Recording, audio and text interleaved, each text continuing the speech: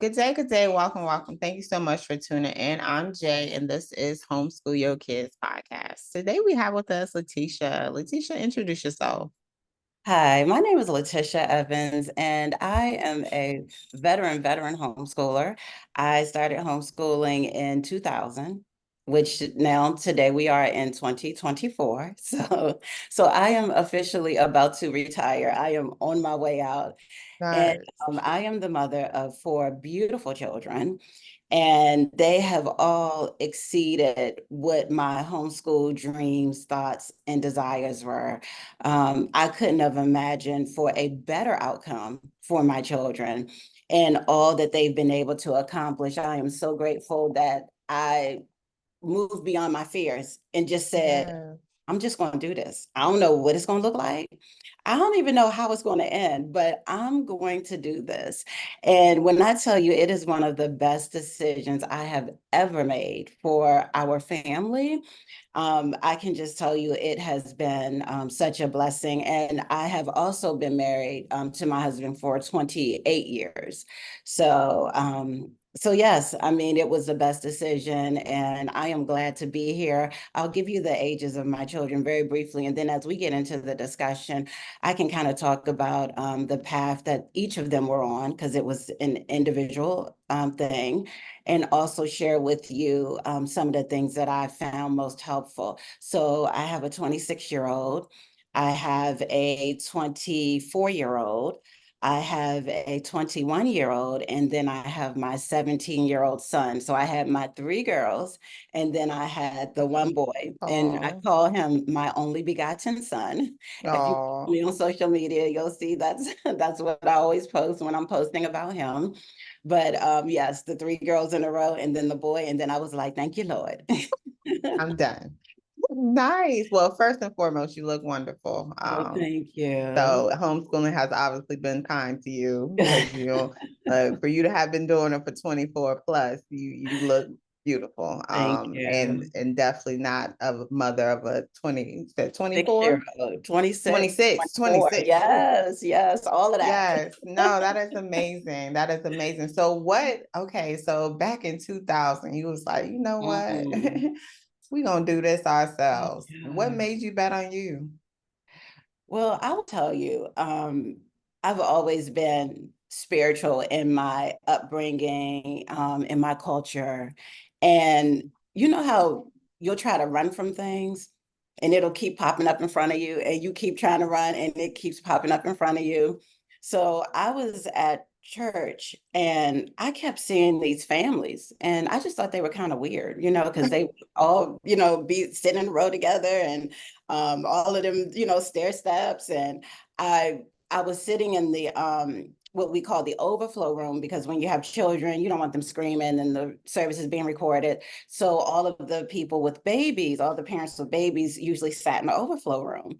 And I'm in the overflow room and I'm just, seeing all of these parents around me. And of course, you pay more attention when you're pregnant, because then your alert is heightened, and you're like, okay, so first it just started off as, I think that possibly, maybe, but not really, I might stay home for a little bit, because I was still finishing my degree. I have a degree in sociology with a concentration in criminal justice.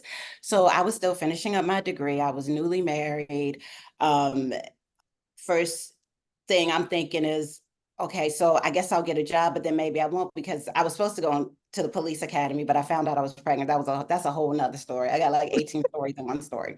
But I ended up, my husband was like, I don't think that's gonna work, you being this police woman and having this new baby. And I had passed the test and everything, all 110 pounds of me. And people were looking at me like, how's she gonna do this? How's she gonna make this work? But I've always been one to push aside other people's thoughts. And I know in homeschooling, you have to have that same mentality. But I really thought homeschooling was weird. I thought it was super, super weird, to the point where I kept hearing like a small voice saying, you're supposed to homeschool. And at first, it started off with me not being able to find a babysitter that I was comfortable with. I could have found a babysitter.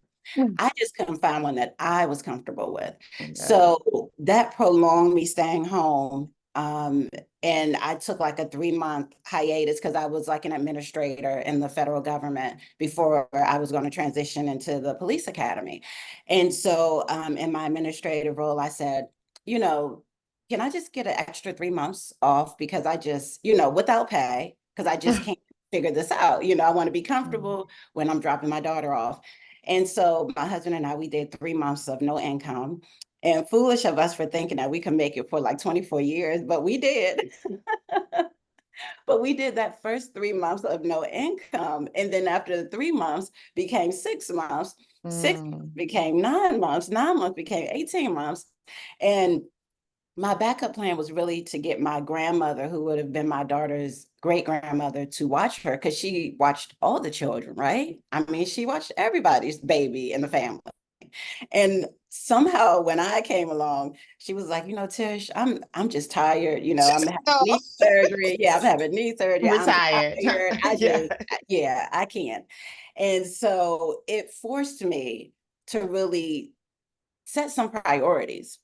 And that was even before the homeschooling part. That was, am I going to stay home? And what is this going to look like? So, in part of me staying home, my husband and I agreed I would stay home. And the part of me staying home, you have to think and recognize that you are your child's first teacher. I don't care if you are sending them to preschool.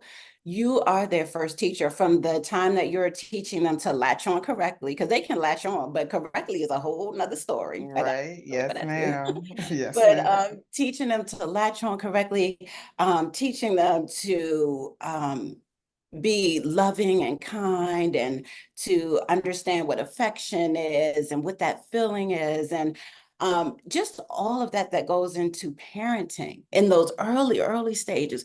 We are teaching our children. And so with that being said, I was thinking, okay, I am my child's first teacher. I recognize that. I still didn't want to homeschool because I thought they were just weird. Why you want to do that? I went to school. I was fine. I turned out pretty good. Why would I want to homeschool? And it just kept coming back to me and coming back to me. And I ran from it. I did for a very long time. I had close friends because I was staying home. They were homeschooling their older children. And they would talk to me about it, and I'd be like, oh, that's so nice. But I'm waiting for, I'm not going to put on a school bus because, we too good for school buses. No, I'm sorry. But, but I'm going to drive her to school and I'm going to make sure she gets in. I'm going to kiss her on the cheek and I'm going to say, Mommy loves you and drop you off. And I realized that was not what I was called to do as a mother. So when I really opened myself up to what this homeschooling journey was going to really look like, it took two situations to take place. I put her in I'm speaking of my oldest daughter, the one who's 26 now. I put her in a 2-day-a-week program for preschoolers, and it was cute. And I was like, she likes school. This is so cute. She was 2 years old. And Mhm. I was trying to warm her up, because we going to school. And, and then it was when she turned 3, I found this all-day program. And I knew that she was bright, that she was intelligent, and so I didn't feel necessary that I had to take that on and nurture that. Like I just really didn't. I said, she's gonna catch things. She's really smart. She learns really fast. I'm gonna put her in school because we're not doing homeschool.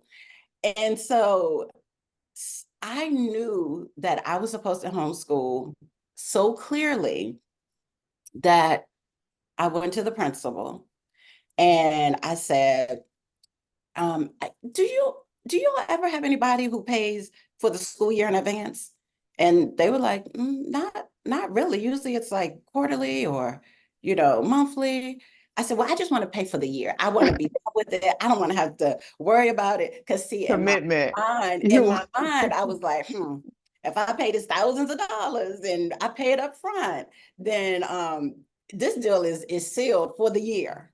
yeah. And so he said, sure, if that's what you want to do, I'm not going to turn money away. I said, good. Okay, so I wrote the check, right? And one day I went to pick my daughter up.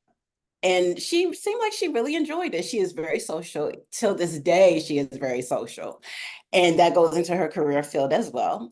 But she enjoyed it. But I will say that I went in there and one day I went to pick her up and the teacher said, oh, I said, how did the day go? How did Tariana do today? And she said, oh, Mrs. Evans, I have had a world of a day. And I was like, oh, what? What does that mean? You had my baby. What does that mean? What is a world of a day? What is a world of a day? What is a world of a day? And she said, oh, the head teacher didn't show up because she was pregnant at the time and she had really bad morning sickness. And when I raised my hand and tell you I can relate, I've been hospitalized almost 3 pregnancies with dehydration and everything else. Mm. Just from, yeah. And so I could really relate. So I had sympathy and empathy. I was like, oh, okay, yeah, that can be tough. And I said, you know what? I recognize how tough that could be. So if you ever need me, I'm already home with my other daughter. By this time, I had my second child because the older two are 22 months apart. Mm. So I had a 3-year-old, and then I had my what was she, like 1.5. And so I said, if you don't mind me bringing her, I can come in and just help assist, be that classroom. Nice. Yes. So I went in there and, well, let me tell you how I got there. The very next morning, my phone rang and I'm answering, And you hello. didn't know she was gonna take you up that quick. And it's early, right? It's early in the morning and I don't do early mornings, so I'm already struggling because I'm trying to get her to school on time because mornings is a struggle for me. I don't do mornings. I don't do Mondays and I don't do mornings. So I was like, hello? And she was like, Miss Evans, this is such and such. Is there any way you can come in? Because Miss Head Teacher is not coming today. And I said, sure. And I'm thinking like, there I go, putting my Not right. mouth, right? Quick. Like, okay, yeah, sure, I'll be there. Just give me Like, a minute. can Let you me get drop myself both y'all together. off? So I thought I was under the impression that I was going to bring my daughter, the 3-year-old, the 1.5-year-old. I packed lunch for my 3-year-old because I thought I was going to maybe be there like maybe half the day. So I packed a little lunch because she needed lunch because she was going to stay. I was going to leave and then come back and get her. Packed a little snack for my 1.5-year-old and got in the truck and drove, to school. Well, I get there and I see that she needs help. It was not going to be just a drop off. I How didn't realize many kids it. did she have? Oh my gosh, she had like 15 kids. Oh my. Mm-hmm. One teacher, and they were like pulling teachers from other classrooms. And I'm sure this goes against I was everything going, yeah, we because it's do. yes, yes. And I mean, so even in today's time, if you pull in a parent in, I'm like, can we get a background check? Like I they about to say, yeah, no background there. check, Yeah, no I'm like, anything. but Yes, she they just was needed the help. And yes. I'm like, okay, hey, my baby's in here, so I'm gonna make sure all the baby's good. Okay. So when I got in there, I'm telling you, I was sitting there and I'm going through the phonics and I'm doing circle time. And I'm like, apple, ball, cat, duh, dog. And we're going through the sounds. And I hear this voice so clear say, here you are teaching a classroom full of people's children, other people's children, a classroom full of children. And I asked you to do one. Oh, I was like, what you talk about? Like, I want to be like, what you talking about, God? Like, come on now. So I'm still like, I'm hearing that, but still trying to go through the lessons. And I'm like, Lord, this is a lot. So I still pushed it back because remember, I paid for the school year. So we was right. doing the school year. Committed. That's right. Yes. And so I went on ahead and ended up not leaving till dismissal because Mm. I could not leave her. I was like, you're going to be by yourself. That means my daughter going to be here, which is one teacher and 15 other kids. It's not happening. I'm staying. And so the next day, same routine, get up, get my daughter going, ring, ring, ring, my phone Oh rings. my goodness. Hello, Miss Evans, she's gonna not be here again today. Is there any way? Absolutely, I'll be there. How far along was the head teacher? How far was she in I like think she third was about trimester or she was first? she was in the early stages, Oh when you my. kind of Oh, get so your life yeah. together. Yes, Yeah, yes. yeah, Oh, right, oh, right. Where it kicks in like you pregnant, but yeah. yeah, you like it's my pregnancy gonna be like this the whole time, or Right. able to Yes. thrive eventually. So, but I could feel her on that. I totally could feel her. So then I get there the second day, and this is where the story gets even more interesting. I literally couldn't get through the day without saying, all I asked you to do is just one.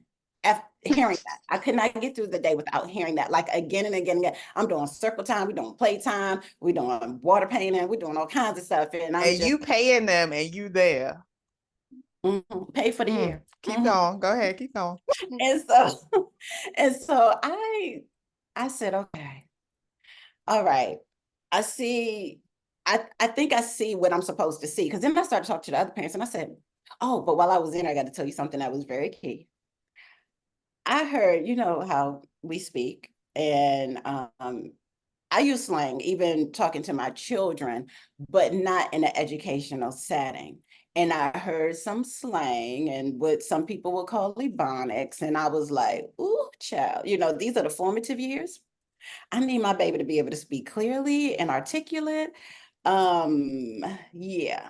So there were things that because I was in the classroom, I had a front seat to Yes. see and to Yes. view, and I just started calculating some things. And I was like, so what is it going to take for me to just, you know, that word we don't like, be obedient to what I'm hearing, to be receptive to what I'm hearing, to trust what I am hearing. And I had to just lean in. I had to lean in, then I had to lean back and be like, I don't know if I can do this, but I'm gonna try. So guess what I had to do?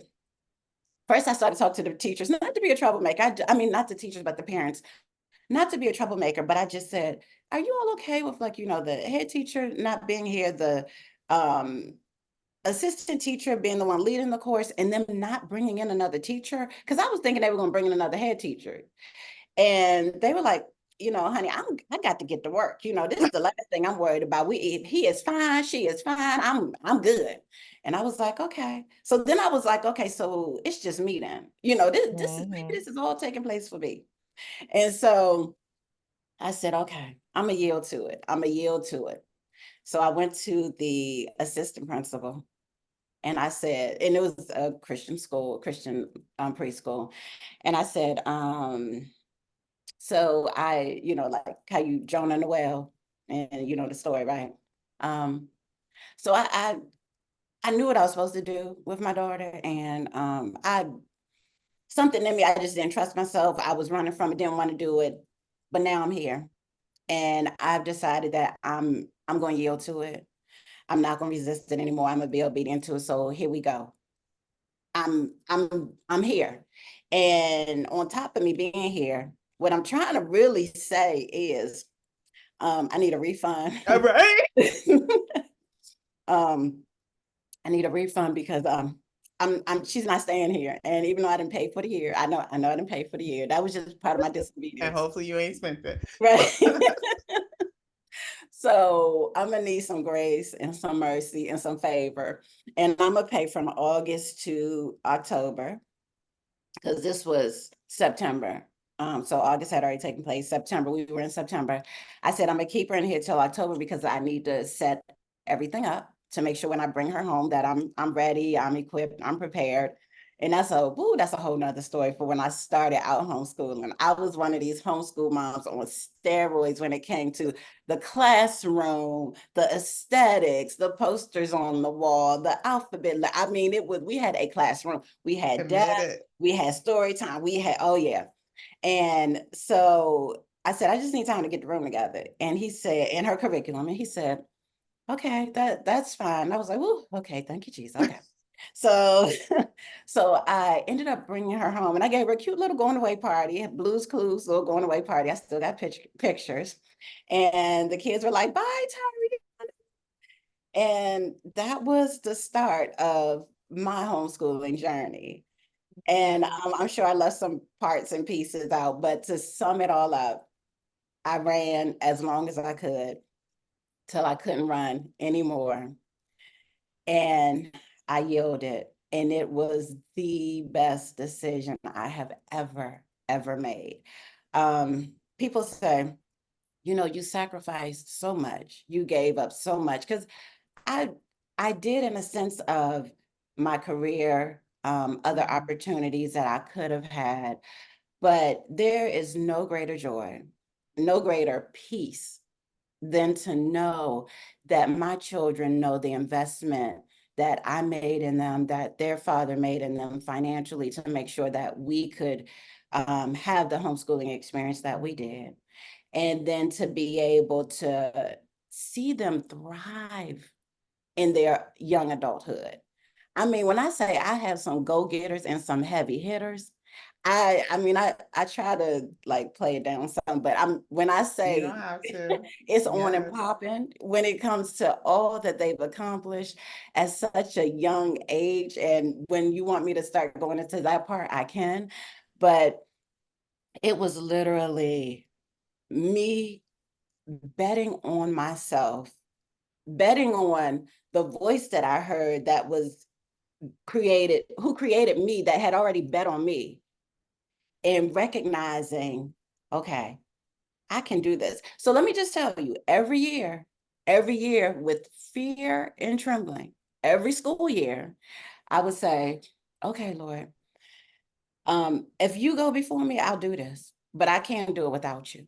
And whatever, someone's belief system is, whatever it is that they hold fast to spiritually, I just felt like for me, I needed to know that I was not in this and on this journey by myself. So I had many, many, many naysayers. Because let me tell you something about me very, very quickly. I have this little sister, right, who was a straight A student.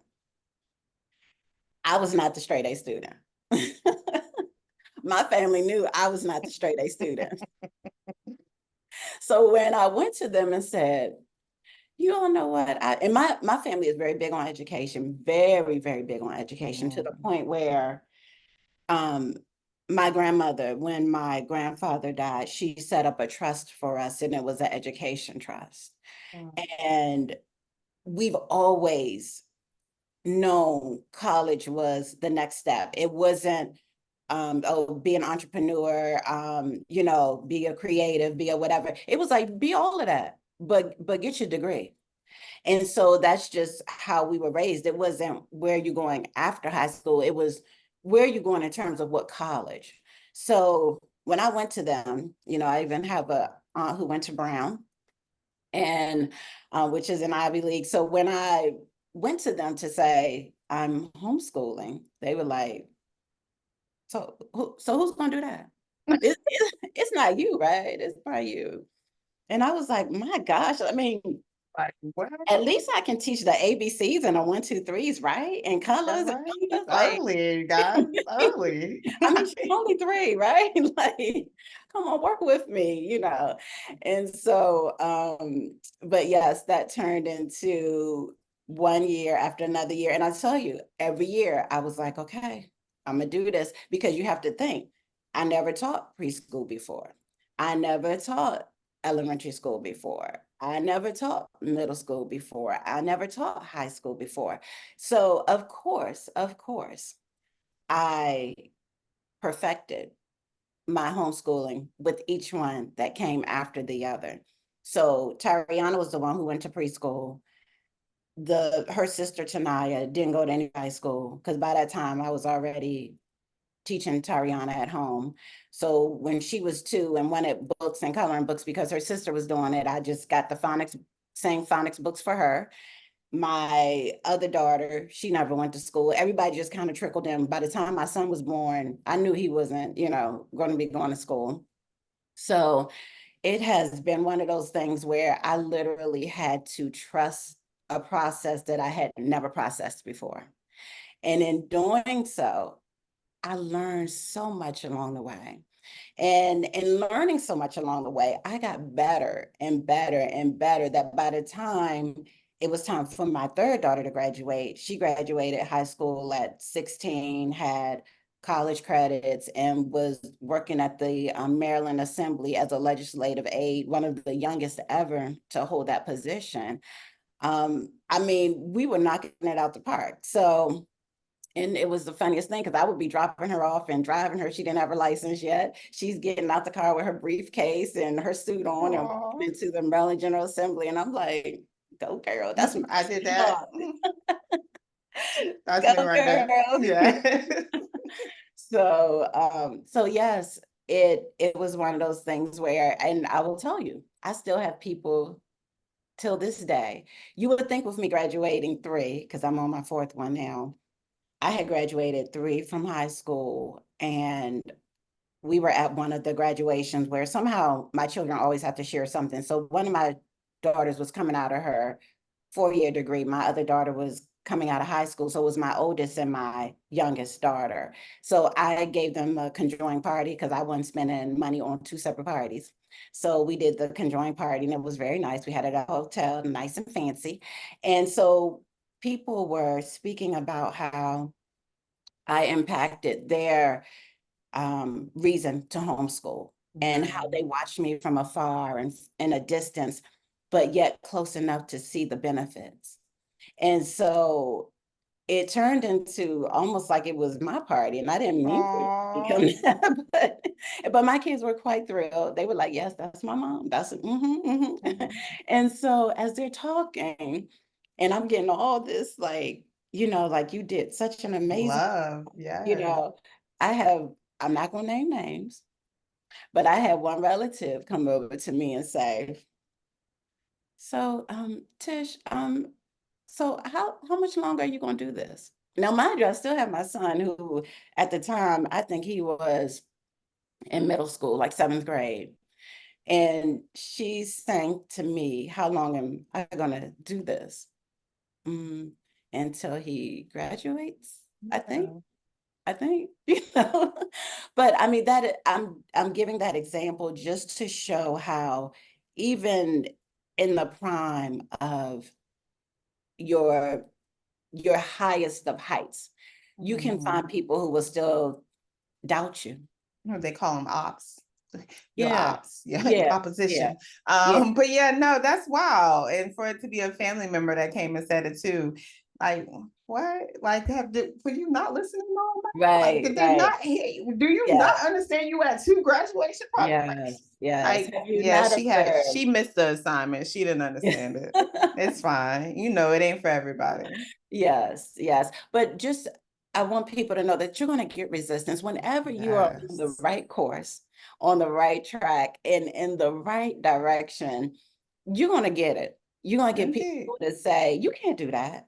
Or what makes you think that's going to work? Or how do you even think that's going to be possible? And Even while you're doing it. even while you're doing it, and you can be doing it well. Mm. Mhm. Message. Yes, Yes. yes, Oh my yeah, goodness. No, that is keep going. So what yeah. did your days look like? What did your homeschool days? How did you Oh, curate your yeah, day? so remember when I said in the beginning I was the homeschool mom on steroids? Because see, I Mm, had to prove to myself that I was going to do a good job. It wasn't even necessarily everybody else, but in the back of my head, I was like, I still got to prove to everybody else too. yes. I was trying to make sure I was doing over and above some more, and to the point where my children were truly on point in terms of we had a whole glorified schedule. And let me tell you, when I say that I am not a type personality at all. Okay. I am very, very laid back. I am so laid back to the point where I almost feel like I should have been an unschooler. Not to say anything against unschoolers, but I love that methodology. I love the fact that, like, what we gonna learn today? Because that's literally Mhm, how I flow and how I move. But I have put myself in this box of I can't fail them. I have to make sure that I mhm, have this structure here and that structure there. Excuse me. And that wasn't even me, but I kind of curated this person in a sense so that I can make sure that they had that stability. mhm. Um, Do you and feel like that was, I don't mean to cut you off, but do you feel like that was fear-based or do you feel like that was because of the naysayers? I think it was both. It Mm, was both. It was I had the fear that I did not want to fail, and I did not want them to be right. mm, And it worked to my advantage because, like I said, my kids were on point, we were on target. And I did. So let me just tell you, my oldest daughter is very A-type, very, very, to the point where we have discussions about the job she's on now. And she's like, oh my gosh, it just frustrates me so bad when people, they don't plan accordingly and they don't do that. And I said to her, I said, Tariana, they're like your mother. You should be used to that. Like, you come on now, you got to give them some grace. You know how I operate. So I'm constantly reminding her that not everybody is going to be like her. And she knows that. But to her, it makes so much sense. Like, why would you want to have to run around at the last minute when you could have everything just set before you? And so trying to explain that to her, even in her adulthood, she's like, I get it, but I don't get it, you know? Like, but so for her, structure worked very well. For my second daughter, structure worked very well for her too. She needed that structure because she was the type where I had to tell her, okay, it's time to, you're gonna have to put your toys away in about 10 minutes. I'm gonna set the alarm because we have to move on to the next thing. Because transitioning for her was hard. She liked being able to do the things that she was doing, especially because she's a creative. So she liked to color, she liked to draw, she liked to cut. She could do that all day long. But we had to learn how to read and we had to learn how to do our math. So there were times when I had to kind of set a timer and say, okay, let's sing the cleanup song. We got to clean up. It's time to clean up. So certain days we would do certain subjects. Math and phonics was every day, Monday through Friday. Art was usually Friday. Science was Monday and Wednesdays. And then we would usually do a co-op. So I had like a pretty good schedule, a pretty solid schedule with them for years. And I have to tell you something, and you have to promise not to judge me. You have Of to. course not. Okay. Of course not. So, and this is what I I'm say. gonna probably laugh though. Just know that, okay? Because I'm a laugher. So go ahead I though. laugh when I feel, yeah. So let me tell you about this part of my homeschooling. So I have a daughter who didn't mind it at all. My second oldest didn't mind it at all. But remember, we were homeschooling in the early 2000s. So when I would leave out, go to the store in the middle of the day, and people would see me with my children and then the little baby, they would think like, oh, so did you have a half a day today? Or, how was school? Your business. Yeah, but let me tell you what I would do, not just for that purpose, but because my kids, my oldest one loves it. They had uniforms. You're like, and then you process what I said, right? They had school uniforms. Mhm. Did they match the public school? Like, how, was it y'all own No. personal? Oh yeah, it was our own. Okay. We had khaki and navy blue. Okay. So the khaki and the white shirt, the navy blue and the white shirt, so they could put on their romper, they could put on their little dress. Like, I mean, they loved it. Their little skirts. That is so Right. cute. Yes, yes. And my Your oldest home, loved your it. way, love. Your That's home, right. your But way. my oldest loved it. Because she loves uniform. She loved being a Girl Scout. I mean, anything that she could put Oh, a uniform on, she loved it. So, but let me tell you, when number three came along and got old enough, and I thought I was gonna put her in uniform because it made my life easier she too. was We like, didn't have nah. to wake up and decide who was gonna wear what was, it was already laid out. But uniform on. Number three came along and she's always been the rebel. Don't tell nobody, but she's been the rebel. She was like, uniform? What is this? What is going on here? Like, how long y'all been doing this? Don't sit in no house. I'm going downstairs to have school and you want me to put on a uniform? Oh, nah.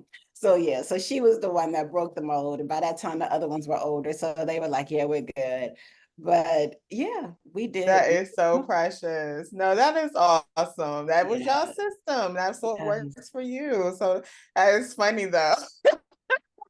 Yeah. So I always have to say, don't judge me. Don't judge me. I just, yes. Nice. So that's why you got the questions too about the if y'all were got out of school early. It's because y'all were Yeah, but then we outside with still would. uniforms on. Yeah, we still would, even outside of showing up, even if I let them change and put on some regular clothes and we would go out and it would kind of be like, so how was school today? Or, just asking the question. Mm-hmm. So one thing I will say is that I had to stop people because they would want to give my kids pop quizzes. Girl, you better talk about it. And I would say, I'm sorry. I'm their teacher. I'm actually really not sorry, but I'm their teacher. And I am the only one who will give them a pop quiz. And guess what with pop quizzes? Usually you have some study time to prepare for the pop quiz. So we don't do pop quizzes in public because they would start asking, well, Yes. who was the first president? Who was the this? Who was the that? Ma'am, um, Stuff they probably don't even know. stuff that surprisingly they did, but it wasn't appropriate. No, And I'm I talking about the people that's Oh, yeah, asking. you're Like right. they, Absolutely. yes, Absolutely. And so I just had to check them early, check them at the door. We're not doing that. We're not doing it. yes, And but that was only once they found out they were homeschooled. Now, how of many course. other children that go to school do people give pop quizzes to? Exactly. The ones that they need to be like, what you Exactly. learned today? What did you Yes, learn today? That's who need to be getting pop quizzes. Like, indeed. the audacity. Indeed. Yes. Oh my Yes. goodness. No, Yes. this is beautiful. Like it sounds like you were just so like into it. Even Oh though my you gosh. resisted, it's like it just once you fell into it, you were in it. It was all or nothing. It was all or Yes. nothing. And the result was all. It was all, it was Nice. everything. It was the thing. And I am so thankful because with each of my children, because when you have multiple children, they are all created differently. And they should be, right? Like, thank God Yes. we are not the same. They were all created differently to operate in their own gifts and talents. And what homeschooling allowed me to do was to focus on what their giftings were. I didn't necessarily know what they were going to do, what they were going to end up studying, but homeschooling allowed me to open that door to say, you like to draw? I see Nice. you like to put colors together and you're mixing paints and you're creating new colors. Maybe I should put you in an art class, Mhm. or maybe I should focus on this a little bit more. And with my daughter, who she ended up going into journalism and mass communication, and then so I'll tell you, my oldest, her degree is in her undergrad from George Washington University is in journalism and mass communication. Her master's degree is in Pan-African Studies from Syracuse University. And she's getting her PhD currently at University of Maryland in the Mm, field of history with a nice. focus on African American and journalism studies. Um, my That's second, the oldest. yes, Okay. that's the oldest. That's Tariana. My second oldest, Tanaya. She was the one who, and let me tell you about Tariana very quickly to just backtrack. She was the one who she talked all the time, a lot. There would be times I'd be driving, I'd be like, "Oh, child. Yeah, I hear. You did? Oh, that's good. Okay. Yes, yes." But something in me said, "Let her talk. Mm, Let her talk." And I never wanted to quiet her voice. So there were times when, believe me, as a mother of four and, deep into homeschooling, there were times when I'd be like, oh my gosh. So that's when I would unlock the door, pull into the garage, unlock the door, let them go into the house and go that's back it. to the car and be like, I need 10 Right. minutes. Don't tear Yes. up nothing, stay on this level. Don't tear up nothing. And I'll be in. But she has always been a communicator. It's her out, it's her joy, um, it's her refinement, being able to communicate with others and hear their thoughts and her be able to share her thoughts. So I put her in speech classes.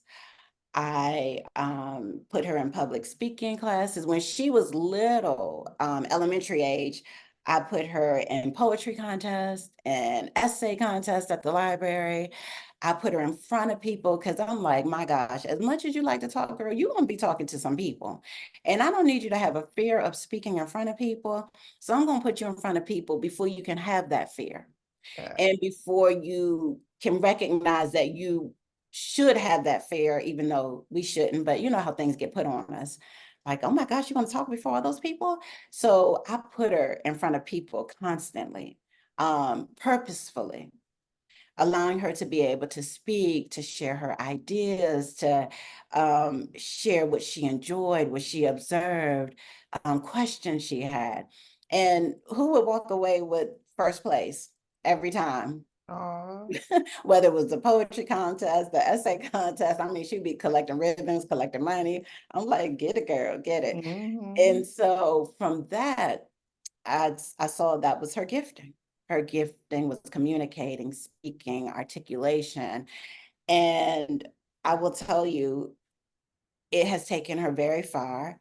But even before we get to her college years, in preschool, when she was in that 2-year-old program, the teacher said to me, you know what, you might want to get her a speech teacher to work on her articulation. And for me, I didn't think it was anything wrong with it, but I was like, well, you're this, okay. Mm-hmm. But we worked on that in her early years. Now, Tariana can get up before. You know what? I have to make sure that you see. I did not send this to you ahead of time, but she Okay. ended up being the student commencement speaker at George Washington University. She spoke before a crowd of over 25,000 people, Mm. memorized her speech where she didn't need her notes, and delivered it in a way that, I mean, she had people in tears, people believing that they can, Oh. people, adults motivated to, I mean, she got such a tremendous response. And if you have time, even after we finish recording, I'll let you take Yeah. a look at it. I'll pull it up very quickly because I want you to see it. But I'm telling you, those are the things that homeschooling can do for your child. It can Yes. change the trajectory of hearing, you can't do that. Who told you you could do that? I don't think you could Mm-hmm. do that. You know how sometimes we get those teachers and the child to say, and Or this getting lady, hushed. Like, think about if she was in a school setting, she wouldn't be able to absolutely. express herself in that manner. They'd be asking her to be Absolutely. quiet. Absolutely. And there have been studies shown where there have been children, brown children, who are our children, being told by other people when they say, oh, I want to be a surgeon. Mm-hmm. I want to be a news reporter. I want to be a, and then for the teacher to say, you can't be that. Who told you? Why do you think you can be that? You can't even turn your Mm. work in on time. Shutting them So down. yeah, so my children were raised in a culture where nobody ever said you can't. You can't Yes. do that. Now, I will tell Yes. you, I had the shocker. I had the shocker when my fashion daughter, and she also liked zoology and sciences, This and is number 3. this is number 2. Oh, number 2. Okay. Tanaya, she liked the sciences, the animals, all that stuff. And so in high school, I had put her in a program where she was able to, very competitive program, where she was able to work at the aquarium, the Baltimore Aquarium, because we live in Maryland. And the first year she interviewed for the position, she was denied. And if you know anything about me, we don't do denial. What is that? So I said, okay, so what we have to do to make sure that next year you hit it on the head. I'm glad we did this when you were in, I think she was in the 10th grade. I'm glad we did this when you were, in 10th grade. We have another year. We're gonna figure out what it's gonna take. So for that school year, I made sure she took zoology. And no, it was marine biology. I made sure she took marine biology and that she was going to be on it with her science. And so when she went back the next year and did her presentation, they were like, oh, absolutely, you are in. We Oh, want you. nice. And so she thought she was going to go into marine biology, possibly, but remember, she is the creative one. So she's very big into fashion and design. And I mean, she has an eye for color. She can match things, organizational skills, like just amazing. And so I would go and pick her up. She worked, I think, like intern 3 days a week, something like that. And I would go pick her up. And I would say, well, how was everything? How was your day? And she was like, it was really good. I really like it. But that fish smell, I don't think I could do this. And I was like, really? Is it that bad? And she was like, yeah, Mm. I don't think I could do this. And I was like, you know what? That's good. I liked getting the, I think this is going to work, or the, no, I can't do. Right. That's what I loved about being able to put them in certain environments. And so by doing that, she walked away saying, you know what, I love animals, but I can't, this marine biology stuff and the stinky fishy smell and all, that's not me. But she finished it out. She did very well. She had a really positive experience. But then she knew for certain that she wanted to go into fashion.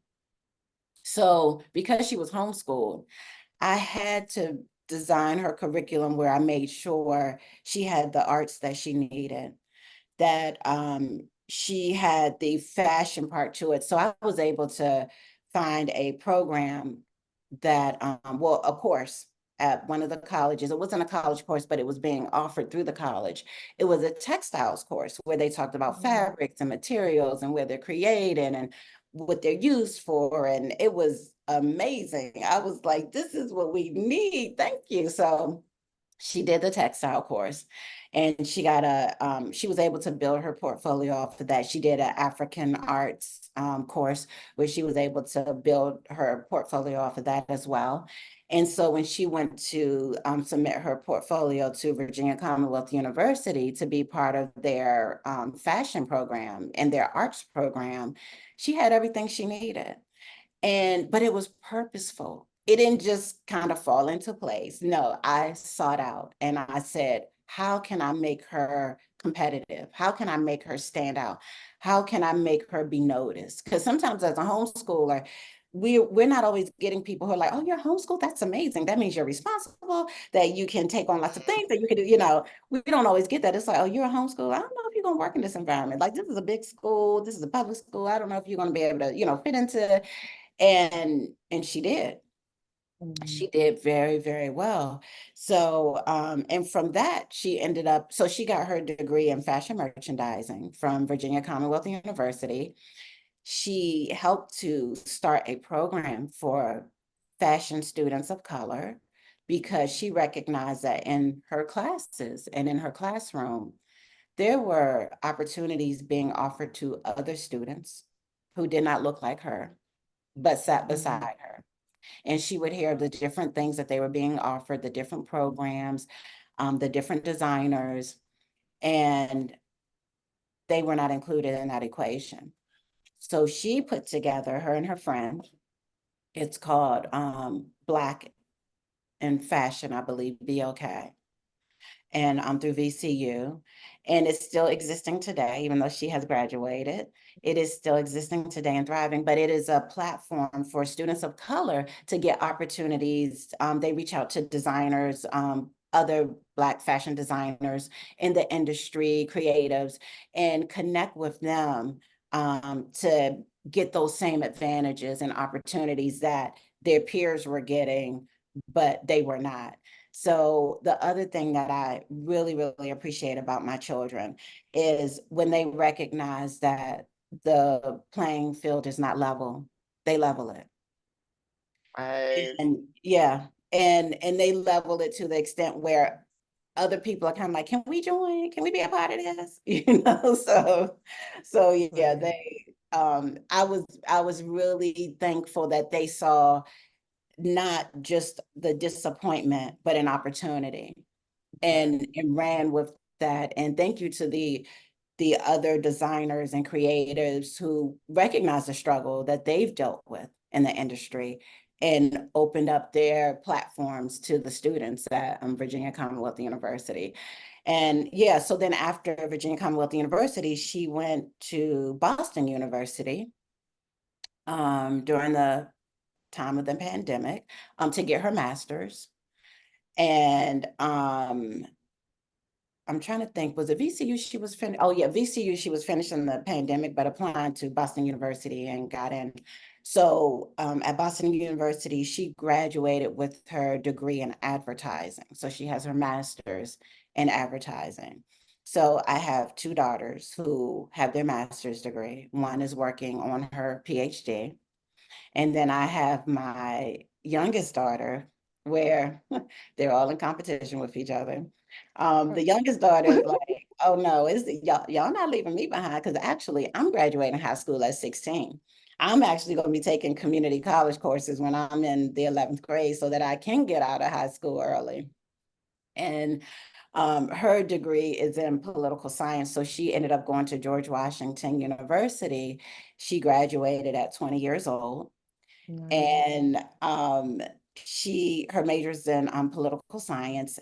And she took a gap year because she did school early. And of course, my other daughters are like, we didn't get gap years. It's okay. It's okay. Your sister gets a gap year, okay? She graduated at 16. She gets a gap year. And even the graduation at 16, it is so important for your children to trust you, to Mhm. believe in you. Because I went to her and I said, Tyler, I'm looking at your credits and I see if I map it out accordingly, you could actually be finished in your 11th grade year. But I don't want to push you. I don't want to rush you. Whatever it is that you decide you want to do, I'm here for it. But if you do want to finish early, we can do that. And she looked at me, and I remember with these big brown eyes, and she said, do you think I could do it? And I was Aw, like, girl, are you kidding me? Like, if anybody could do it, you could do it. And she said, okay, well then let's do it. nice. And it was on. I mean, she did everything she needed to do. She got her English, she did the English. When I was in school, we called it 101. They changed these numbers around. Mhm. But she did like her English 101, English 102. So that was 2 years of English because it was a college credit, even though she did it in 2 semesters in one Mhm. school year. But she got the high school credit for both. And then she did like a speech course. She did something else while she was in community college, and she was ready to rock and roll and graduate. And when she went to college, when she went to George Washington University, um, she was the youngest, has always been the youngest in all of her settings. She interned for the Obamas, and Wow. yeah, for a year. Can you Oh imagine? yeah, she's showing out. Can you imagine being at work saying, good morning, Mr. President? Like what, I mean, it just the places they've been, and um the the doors that have been open for them have been absolutely amazing. She interned for some delegates, for some senators. When I say like she's a heavy hitter, and I mean shows up in her suits, in her briefcase, like I'm here. And so she even has a security clearance, a high level security clearance for the job that she holds now, and is only 21. Mm. And the person that hired her happened to be speaking with her one day, and they were just having general conversation. And he said, how old are you? And she said, I'm 21. And he said, I don't think I realized that on your application because I saw all your qualifications. I've seen Mm. everything that you've done. I don't think I realized you were only 21. And I was like, well, thank goodness they didn't realize it. Right. But I mean, because she's qualified. It doesn't matter the age, Yes. she's qualified. Yes. Yes. And for her to be able to hold down the position that she holds down and making the money that she makes, I mean, it literally puts a true smile on my face. Um, but yeah, but all of my children have everything that they've said they wanted to do, wanted to accomplish. There was no hesitation, no reservation. I will say, and this was what I meant to say earlier with my middle daughter. I'm used to people saying in our family, they want to go into education, they want to be a doctor, they, want to go into law enforcement or nursing or something like that. And when she said she wanted to major in fashion, I'm like, so what does that look like? How you going to eat? Like, how long are we going to be taking care of you? Starving artist. That was just my mentality. Yes. But so when she came to me and told me initially, I was like, oh Lord, like I kind of laughed and snickered. And she did say, she said, Mommy, you really hurt my feelings. But I was Oh. not expecting that. When I was saying, what is it that you want to do? I'm thinking I'm gonna hear one of those normal, usual, average, Mm. but I knew her artistic side. I've seen it all her life. So when she said that to me, that's when I kind of locked in and said, okay, I have to make sure that she's equipped. That's when I did the making sure her high school curriculum matched what it needed to for her to get into the college she wanted to get into. Um, but even in my reservation, I still support it 110%. I still support it. To the point that when any of my babies went to school, I set up their college dorm, Oh, set up to the point where it was 100% completed, done. They didn't have to put away a shirt, a oh, bra, underwear. I didn't fold it, tucked everything in. Pictures on the wall, lights on the wall, whatever they sayings, quotes, leave my little quote on their little whiteboard. Um, I made sure that they were set up because I didn't want them to have to wake up that next morning, first day of class, first week of classes, and not be together and organized. So I would yeah, be in there scrubbing the floor, mopping the floor, wiping down my Lysol wipes. But I'm saying that in terms of, to me, it's always been about preparation for my children. It has always been, I need to make sure that I am preparing them so that they can go without excuse, that they can walk into whatever room they need to walk in and recognize that they're good, that yeah. it's going to be okay because they are prepared, they are equipped, and they are ready. Girl, you are inspiring me, honey. I'm just sitting back listening, just taking it all in. Cause it's like, I'm only what, 3, I think we're entering into our 4th year and I have a 10 and a 7-year-old. And I'm just sitting here and listen, I have 2 little ladies and I'm just taking, just this is inspiring. I know Yeah. that the listeners are gonna like feel the same. Like this is really inspiring to know just the endless possibilities. I talk about no limits all the time, but just Yes. to hear and see like living proof of no, there's really no limits to this. Yes. And it's funny because I was just talking to my oldest about journalism yesterday because Mhm. of her. Yes. Girl, she a talker. I mean, since 2, she been talking. Yes. And like just listening to you, seeing that and like recognizing like, okay, you're gonna do Mhm. something with communication. And I literally just said to her yesterday, you may need to be a journalist.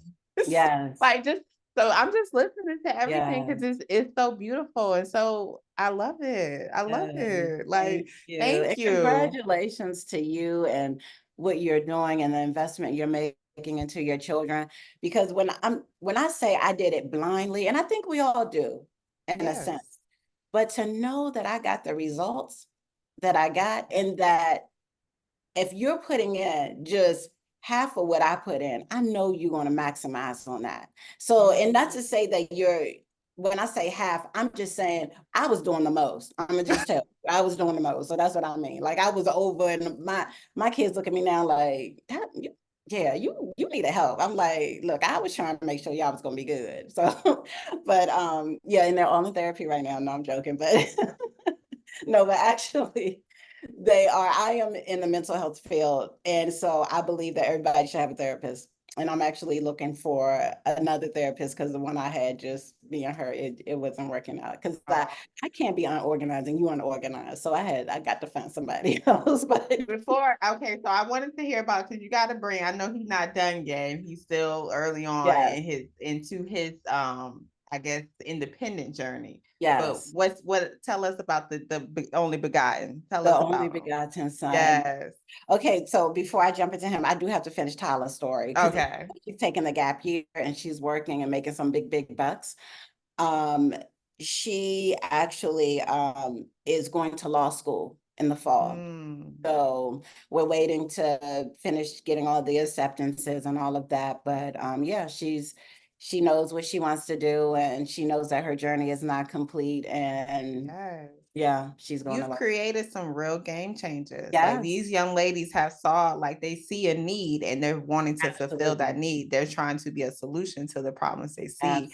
And Absolutely. I feel like that's what it's about. Like, Yes. okay, go Yeah. ahead, keep going. Okay, so the only begotten son, oh my goodness.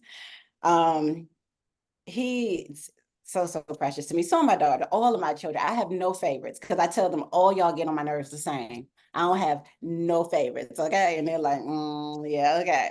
But with him, he has it's a different kind of love with the between a mother and a son. And I never understood that. I have a little brother and I would see the things my mother would do for him. And I'm like, she ain't doing that for me. Like, I mean, does he need special attention? I'm confused.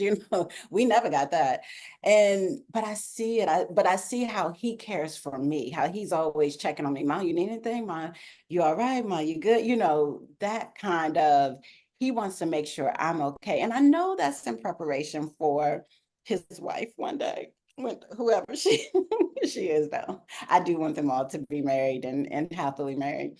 But he's a heartbreaker already. He has green eyes, which is a Oh, problem. wow. I'm gonna just leave it there. I'm gonna just leave it there. I literally will look at people and say, just it's okay. No, it's okay. Because girls will be like, and I'm like, oh my gosh. And yeah, whole thing.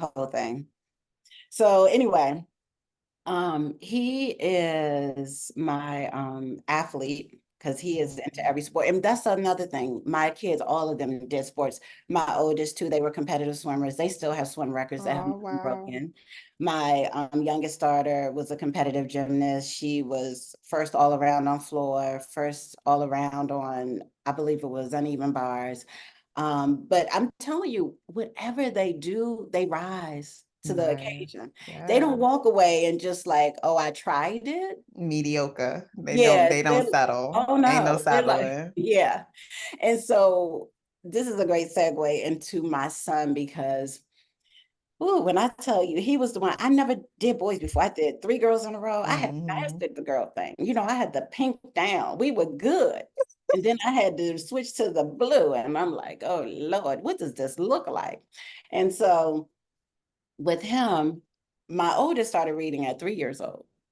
Mm. My son, um, he was still building his forts and Legos and tearing things apart and breaking things. And I'm like, oh Lord, okay, well, the other three, I'm gonna just keep on track with them. And I guess you'll catch up eventually. I'm gonna let you play and do what you do. Cause the minute I would try to, Timothy, you want to do this? And he'd be like, nah, the whole thing. So I was like, oh gosh, okay, well, I gotta get through the day with them, but okay. And so finally, when he turned about 5 years old, we had to sit down and have a talk, Mm. a mother-son talk. And he was like 5.5, getting ready to be 6. And I said, son, um, one day you're gonna have a family. And I'm gonna need you to be able to provide for that family. That means that you're gonna have to learn how to read. Okay. So you can't just be going through life thinking, you're going to build forts and do your Legos and build your blocks and knock them over. And no, you have to learn how to read. And then, thank goodness you can count, but then you got to learn math too. It's not just about the counting. So we had to have a real, talk. I had to like look him in his eyeballs, like, I'm serious. And of course, 5.5, 6 years old, he's looking at me like, lady, you Where my crazy. blocks at? Right. We a family, you know. So when I would sit him down, I would say, it's time, we got to do your phonics because one day you're going to have a family. And so eventually, thank God, he did learn how to read. But he was my struggle in terms of I had to give him his time and his space. I couldn't force anything on him because it wasn't going to go well. But eventually, it was a gradual process that I had to build up to. And then I had to kind of cut it. Like, we got to at least do something, you know. Mhm. And I mean, he's a great reader and he is very good at math and he wants to go into medicine. And at first he was saying Mm. he wanted to be a cardiologist. Now he is switching it to an anesthesiologist because in preparation for his family, we were just talking yesterday. He said, well, an anesthesiologist, it seems like their time is a lot more dictative in terms of their scheduling and not having to be on the rotations as much as like a surgeon or a cardiologist would be. So I think I want to go into anesthesia.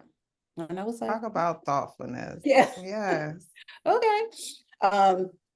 So, but those are the things that we talk about. We talk about what does your future look like? What are your goals? What are your dreams? What are your aspirations? Yeah. Did you do your homework? Okay. Those are the things. We ain't too deep into the future. I need you to be Yeah. present too. But also just recognizing that, and the reason why I saw him in medicine is because I saw how he cares for people. And I've seen too many doctors that don't have good bedside manners Mm. and are just rough and abrasive. And I don't know if they went into medicine for the money, but it wasn't for the love and the passion. But Mm. when I see my son, I see him really genuinely concerned about the care of others. And we were just having a conversation. I don't know exactly how we got on the medicine thing, but I knew that he was going to be in a field where he would be able to care for others. Mm. And I think he was the one who came up with the doctor thing. And you know, holding on to that. So he's still looking to go into medicine and into biology. And I am curating his curriculum around that. So I've made sure that he's had all the top level sciences. He started taking high school sciences in middle school. I made sure that he's in the top level maths and that he's prepared for that. I also have made sure that for the certain sciences, so he is going to do, there's a human anatomy course that I want him to take before he graduates, and he graduates next school year. I think it's human anatomy and advanced biology, a course that I want him to take. And so these are things that I'm making sure he has, and then Latin, because a lot of the medical terms and the root words and all of that are Mm. and from Latin, derived from Latin. So yeah, I mean, when I tell you everything that I do is purposeful, Yes. logic, all of this is something that I will say even when I go on the speaking, homeschool your kid, yo kids. Am I saying it right? Mm-hmm. Okay. So logic. If you are not doing logic with your children, hit me up because I will tell you Mm. the logic book that you need. I will tell you to do it because logic is one of those things where it teaches your child to think outside of the box and Mm-hmm. to think around problems and to figure things out in a way that it may not, everybody may not get to the answer the same way, but there is an answer. And so I have found logic to be a tremendous asset to enhancing their thinking skills. And so that's another thing where he's going to be doing that over the summer, his logic curriculum, because he put me off all school year, and I was like, no, it's okay, it's fine, because summer is going to be on you and logic. Right. Yeah. Where are you finding your curriculum? Oh goodness, very, very good question. So I actually helped to write a curriculum and design a curriculum called Children of the Sun. And it is based on pretty much I would use the term classical African approach to education, and that it is steeped in our history, going back to early Egypt, because one thing that I really try to stay away from, and I had to learn myself because I didn't know any better, that there's no way we should be teaching enslavement before we Mm. teach the pyramids and about the Mm. medicine and about Imhotep, and before we teach about who they tell us was the doctor of medicine or the founder of Yes. medicine in America, never Imhotep, but just to learn about the deep, deep culture of our history and our roots and our ancestors, and to hold fast to that. Because if we can see their greatness, if our children can see their greatness, then they can see their greatness. And I need you to see your greatness because you got some greatness in you. And so I helped to write a curriculum. It's called Children of the Sun, and it touches on an array of things, all the way from, I would say, 3 to 12th grade. My sister, Kenna Clemens, beautiful woman. We call her Mama Clemens. And she really poured her heart and her soul into this. And I just had the blessing to be able to walk alongside her as she did this curriculum. And it is amazing. It is phenomenal. And I'll love to share it with you. And I will have some at the table when I am there in person.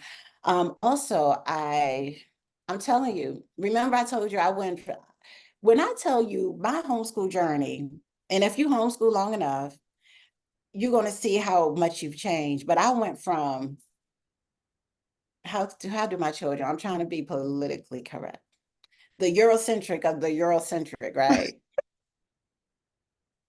To the we know self, okay? That's right. We know self. And you ain't gonna be able to tell us nothing different because we know self, okay? Well, And I knew you were hitting on something when you told me that your daughter got a degree in Pan-African studies. Don't be Yeah, fooled by this blonde hair. I just like the blonde hair. Okay. I Okay. the Don't blonde. I judge did the me. blonde girl. I did the blonde. 613 was my thing. Okay.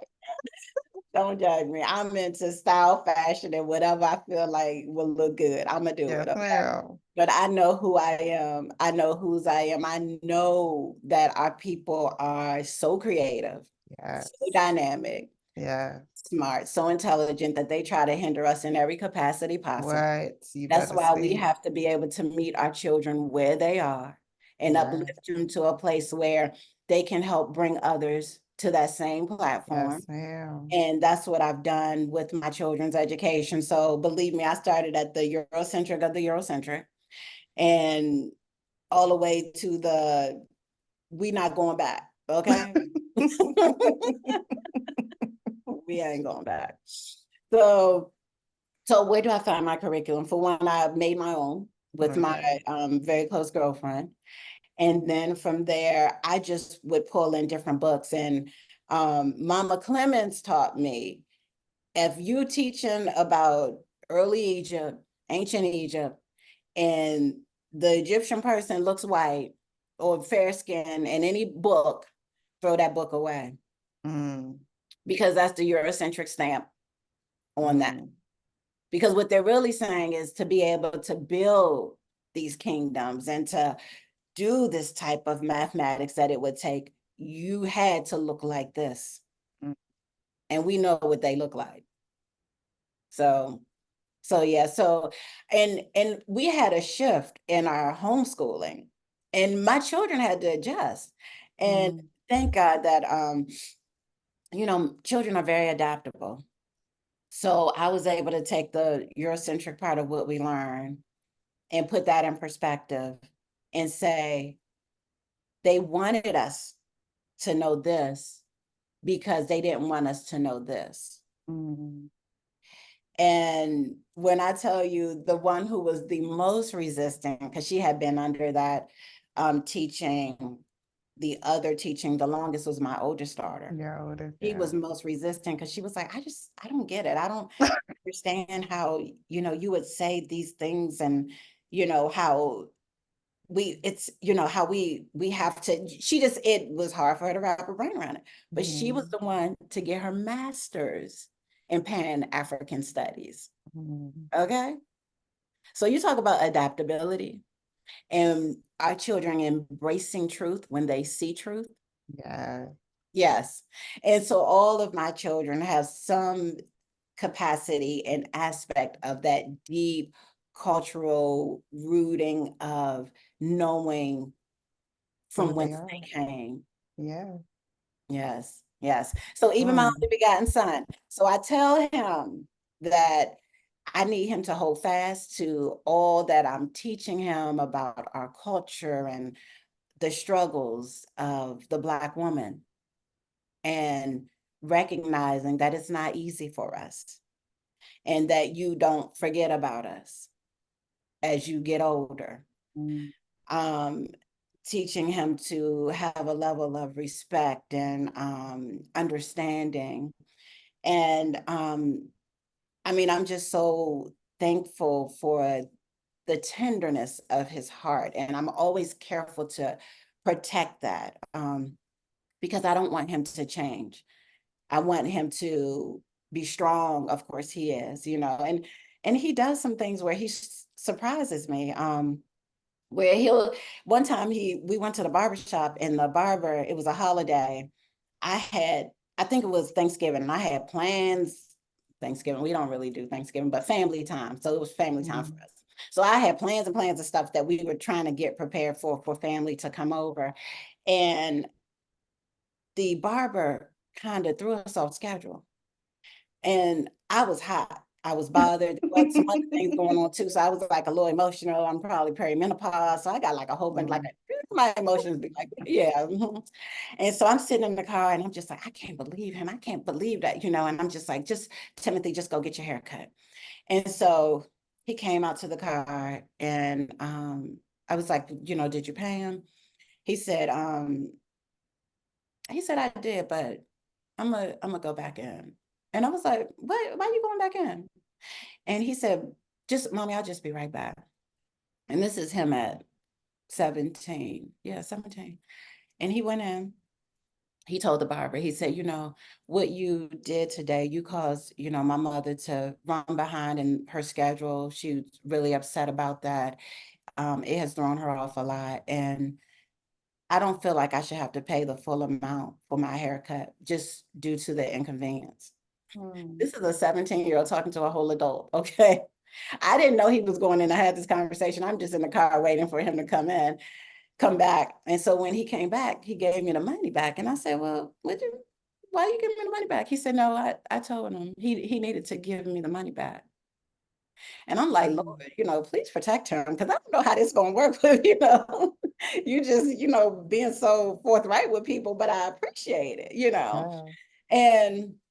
And so he has learned to stand up for himself in a way that, of course, he's been taught that, but to be able to walk in it in a humble way that brings with itself a sense of humility and respect. So I really, really appreciate that about him. And so getting back to this athlete, because there's a whole story with that, okay? He was doing travel soccer for years. Since 8 years old, travel soccer, on travel soccer team, 8 years old. He's now, when this took place, he was about 15 and a half, 16. He came to me, he said, I don't want to do soccer anymore. And all my children did that to me. It's just that by the time he did it, I was ready for it. Everybody else, I was like, I don't care, you going to practice. We didn't do this, what this all we know. You going to practice. So when he came to me, you know, bless his heart, he had the grace of his sisters because I had stayed on them and I had to fight them and we going. And to the point where they were like, I'm not going anymore. And I was like, okay, so why we not going? What's going on? You know, so I had to hear them out in a different way. So when he came to me, I was already ready, still heartbroken, but already ready. So I was like, okay, fine. You don't want to do it, but you know the rule in the house. You know the rule in the house.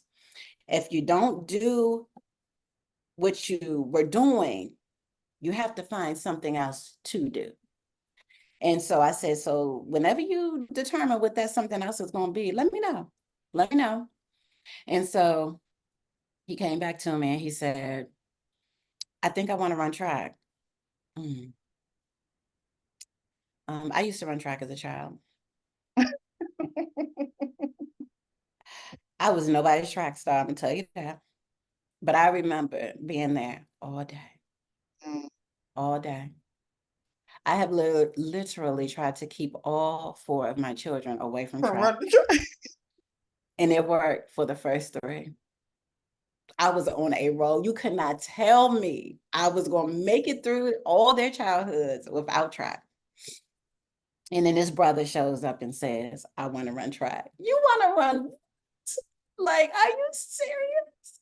So I I'm know, and answering. they start early too, and they last, like you said, all day. So thankfully enough, he is old enough that we can communicate, and he can text me and say, my race is coming up, or I'm running in about an hour. And I can, if it's close enough to the house, his track meets, I can pull up. Okay. Because I'd be having other things to do. Yes, ma'am. Yeah. So anyway, and that's only because he's older, because I'm always there. I'm very apprehensive about leaving my children places. And so when he ran his first race, he was running against people who have been running for years. Like, he started soccer at 8. Some of these kids been running, since they were in elementary school. So I didn't record. I didn't do anything. I was literally like watching like this and kind of watching like this, because I was like, I don't know what this is going to look like. He has never run track. What race did he run? The 100 and the 200 is what he Okay. started Oh, out. sprinting, okay. And because he's 6'2", very tall, very Mm. yes. And so I was like, I don't know what this is going to look like. So I didn't record anything. I was just kind of like the mother on the sidelines. And I'm the worst sports mother. Even all the sports that my children have played, I still don't know the calls. I still don't know stuff. Why did they do that? Or I'm clapping and like, Mommy, you're not supposed to be clapping. I'm sorry. Okay, I'm not. Okay. So I'm the worst, right? So he's running his first race. And I'm like, ooh, what is this going to look like? What is this going to look like? And he runs and he comes in first, not just in his heat, but overall. And I'm like, ooh, okay, this is different. Okay. I knew he was the fastest on the soccer field, because he'd be able to get I down the say soccer field. is nothing but running. Yes, but he would be able Quick story real quick. I wanted to play soccer, right? to, I played basketball, but I wanted to play soccer one year because I just like their long socks. I really like their little style. But girl, they told me they had to run a mile before practice. And I said, wait, what? You gotta do that before you go to practice? Like, nah, I'm good. So I already know, like I already knew he was about to be something phenomenal because he's been running. Like that's all they do. But I didn't see, me, I'm not the sports mom, so I didn't put the two and two together. I just thought, like, what is this going to look like? So then he went to run his second race. I think that was like the 200. And he came in first again, not just in his heat, but overall. And I'm like, So then the other parents are coming to me saying, oh, is that your son? Is that your son? He's amazing. He's great. Like, wow. Like, where did he come from? My womb? No, I'm sorry. Where the soccer field. He came from the soccer field. He used to play soccer, okay? And they're like, oh, wow. Amazing. And so were these rec sports that they were playing? Like, were these recreational or they were school? These were take all your money, COVID sports things, Okay. travel teams. Okay. Yeah. Because that's always concern with parents too, like their children being able to participate in sports at a collegiate, like so that they can get to a collegiate level. So yeah, and so that's why we did travel sports, because we knew that it was a different caliber recognition there. And unfortunately, there are some amazing children who are athletes who don't get that same opportunity to compete on that level, just because of the financial attachment. I mean, we have spent thousands and thousands of dollars on their trainings. And so track is real to us. I'm at track meets every weekend now. Right. And so he runs his track meet was a school meet. So in Maryland, you cannot run under the school system, but if you find a private school that lets homeschoolers participate, you can participate in their sports. So I found a private school that lets homeschoolers participate. So one wanted like $500 for the year, and they could do however many sports. But it was not the same structure that we noticed this other school had. but the other school took notice of him. His coach said, I don't think he's getting what he needs from us, but I want him to go to this other private school in terms of running for them. And I want you to connect with them because I think he can get a better opportunity here because he is really good. You know, if he was just the average, you know, I would say leave him here and let him have fun. And he was like, and actually, I don't even want to let him go because I want to say I had a hand in this, you know. Right. But because I see the possibilities in him, I want him to be able to move on. Right. So we went from $500 to $2,000 for him to be with this other school. Mm. And yeah, for athletics alone. And so nothing else, just to say you can run. Okay. And so we paid the amount. He's been running. He did indoor, he did outdoor. But the coach came to me and he said, before Timothy started running with him, he said, what grade is he in? I said, well, he's in the 11th grade next year, you know, it'll be his senior year. And he said, And I was like, well, what's that about? And he said, well, if I could just have 2 years with him. And I was like, oh, well, that ain't going to work because next year is it, you know, we're wrapping this thing up. It's going to be over. I've been doing this since 2000. So yeah. And he was just like, okay. Okay. So It's like, sir, I gave you a year and a half. You got a year and a half. Okay. yeah, You better we use your need to time wrap wisely. this up. Yes.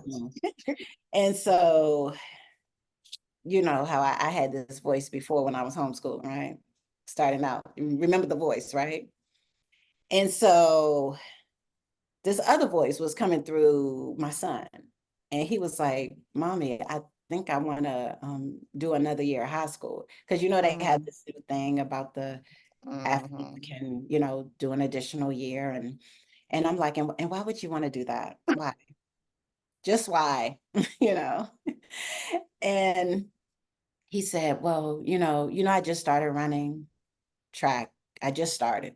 And I didn't realize that I would be as good as I was. I thought I would be good, but didn't realize, the potential that I have. And I said, because I ain't sold. And he said, so I just wanted to know, could I, possibly stay back a year? You won't have to come with more than that. Just But as after your youngest girl don't graduate at yeah, 16, he talking yeah. about an extra year. We Like, sir, we we no. we reverting backwards, right? Yes. So I said, you're gonna have to come better than that. Like you're gonna have to give me something more, something deeper, something with more substance. I don't know. That ain't it. So he went on a youth retreat and came back and we talked about it and how was it and what did you think, And he said, well, I want to talk to you about something. Remember you were saying that I need to, come with something different. And I said, about you doing another year, right? Yeah. Okay. So what has changed? Because nothing's changed with me. Your senior year is going to be your senior year. And he says, well, I really believe with me wanting to go into, the field of medicine, and I would have another year to do the advanced anatomy course. I would have another year to do another higher level of math to increase, my SAT score to be able to really put in the work. So whether it's academically or sports related, I'm bound to get a scholarship. And so I'm ching, ching. Okay, that sounds good. Okay, so not just academic, not just sports related scholarships. Okay. So what else? Because I'm still not sold. I said that's that logic and reasoning that he throwing at you though. Like you ain't even catch it. He's like, yo, I'm I about to had to complete be. this summer course already. Like, That's right. I had to be ready. So then he says, um, and I really feel that I'm not ready yet. I'm not ready to go away. I don't feel like I would make the best decisions. Not that I'm not capable of it, but I just really feel like if I had another year home to just for maturity purposes and just to really solidify who I am and the things that I want for myself, And this is coming from a 17-year-old. And so of course I'm like beaming on the inside because I'm like, I hear you, brother. I hear you, you know. But for real, I'm man. So this is what we doing. So then this is what we doing. And so then he threw in, let me tell you the part he threw in, because you already caught on to this. Mm-hmm.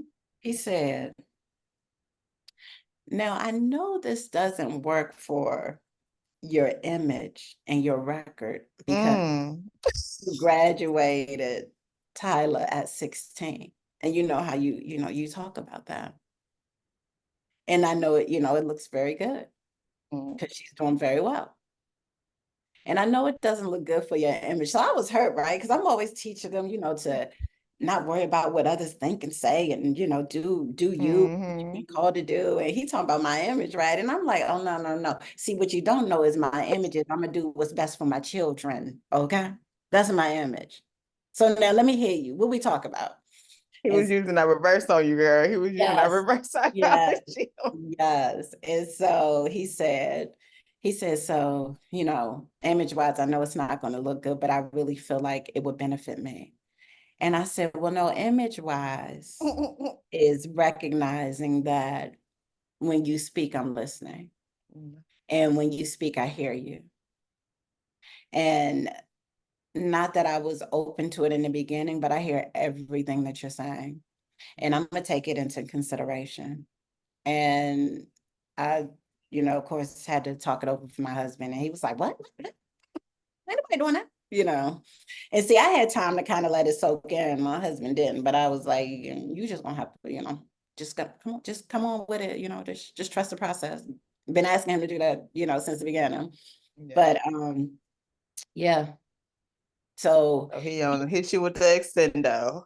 The extended version. Yes. So we are about to compromise on the extended version. And this may not go along with homeschool your kids, but I did all my years with him. I counted them. Okay. So this was supposed to be his senior year. It was our senior year. It was our wrap-up year. So he is actually looking, nothing has been signed, nothing is sealed, but he is actually looking at going to a private school to run for them. And I'm gonna let them wrap this baby up because I'm done. I did all 4 years. You did your time. You did it. I did your time. That's right. But I'm gonna wait for my retirement party after he officially graduates. But I did my time.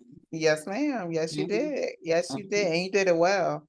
Thank you. Real well. Real well. I admire you all to the utmost. Thank you. Utmost admiration for all that you've done.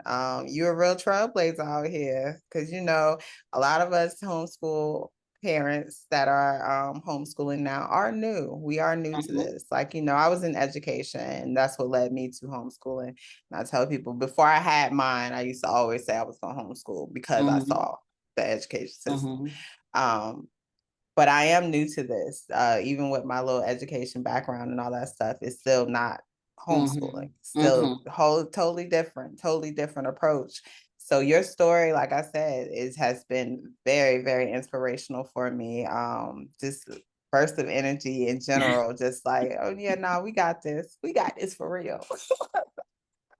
You be needing that. So I appreciate you sharing all this and being so transparent with it too. So yes. Thank you. Thank you. Look, and then you gave me more than an hour. I know. When I get going, I know, and I couldn't stop you. I wasn't gonna stop you. No worries. So if you got part 1, part 2, I know. That's why I was thinking like, oh, should I cut this? But I probably do it all at once. But I do, before I let you go, I do need you to give these fresh and new and upcoming homeschoolers 3 pieces of advice that you would like them to take with them, besides all of the beautiful wisdom that you've already bestowed, but 3 things that you would like them to, just to give them a boost on their journey. Okay. Number 1, I will say, be kind to yourself. We always want to think of our children and what they need. And what they may be lacking or what you're trying to help them gain or whatever deficits we're trying to work up against. But be kind to yourself and trust that you are enough. You are enough. And I'm not just saying that in a cliche, but these are your children. Nobody better to teach them, to be the guide for them, to lay a firm, strong, loving foundation for them other than you. So be kind to yourself, trust yourself. And what would be my last point of advice? I have so much wisdom from over the years. I would say to really yield to the homeschooling experience. My journey is ending. And if I think about it too hard, my eyes might start watering. Oh, Because it has been the most beautiful experience. Now, let me tell you, I would be in the shower crying some days. Because I'm like, they're just like getting it. We just went over this yesterday, and that ain't nobody understanding. You know, I'm in the shower just washing and crying like this. I don't even know what I'm doing. You know, why am I here? But oh my gosh, when I look at from whence I came with my babies to where they are today, and knowing that all I did was yield to the calling of homeschooling, I feel like it's a calling. I don't care who you believe. Homeschooling is a calling. I feel like it's a calling of motherhood. It's an extension of our parenting. It's an extension of our family lifestyle. Homeschooling is so natural that it looks unnatural because it's been taken out of its natural state with our children being put in schools. But homeschooling is very, very natural. It is what we are supposed to be doing on behalf of our children. So walk in that, yield to that. Know that there's nobody greater that can do more for you than what you are already doing for your children. Girl, I'm gonna have to have you back.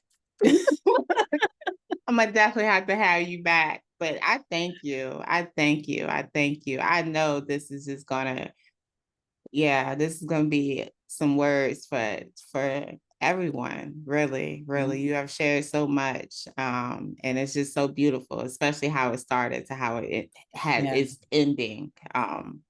And I feel like you created some second generational homeschoolers. I don't feel like your journey's over. I feel like, head teacher hat may be taken off, but you're gonna definitely be a support and co-teacher. In some facet in those grandkids whenever they come about. Yes. And I'm so excited for you because this is the legacy that you're building that is just profound already. So thank you. Thank you. Thank you. Thank you. Thank you. Oh, I don't even need to say anything besides homeschool your kids. That's right. You better.